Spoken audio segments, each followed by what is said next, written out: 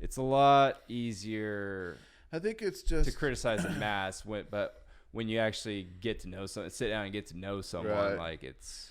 I think it's also we can be a lot more. It can seem a lot more polarizing here. I mean, if you look at the whole of Europe, look at the United States.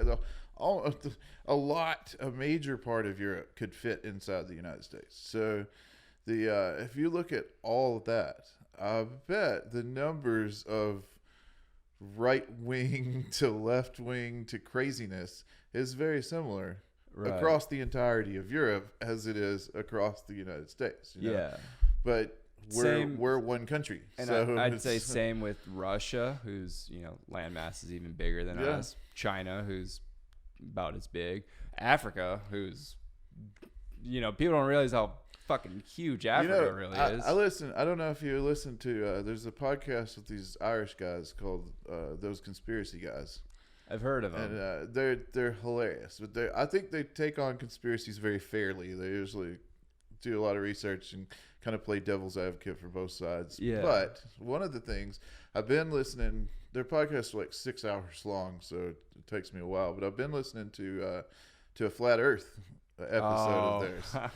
And one of the interesting things that I learned from it, though, is that because of the longitude and latitude lines and the way that they bend on map making, and map making when they lay the world out in a flat map, that the country sizes aren't accurately represented. No. Like Africa is something like almost twice as big as it looks on the map. You got the Greenland effect. Yeah.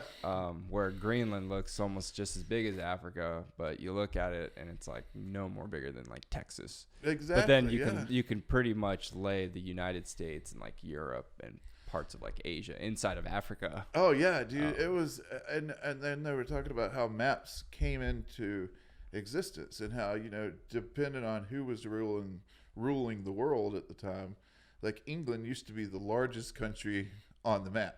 Because England ruled the world, Yeah, because they were a bunch of fucking narcissists. Obviously, they're the biggest country, So it was just really, really interesting. Well, that's like there's I remember we had a map in grade school, and the U.S. was centered, and I mean Asia was cut like right in half. You'd have one part of Asia over here, one side, just so the U.S. could be in the middle, right?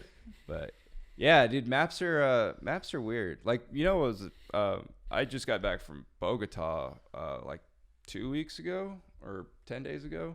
Yeah. And what time zone do you think Colombia's in? Like if you were just looking on a map. If I just had to guess, I would say probably East Coast. Yeah. They're actually in the same time zone as Texas, Central Time Zone. Yeah. That makes sense. But I was just going Bonaire, I think, is Eastern Time Zone. Are they? I think so. You're probably right.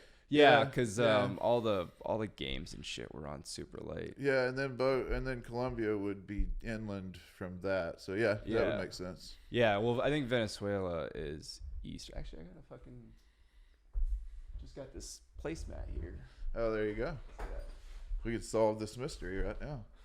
Yeah, Venezuela's in east, which Bonaire's right above it.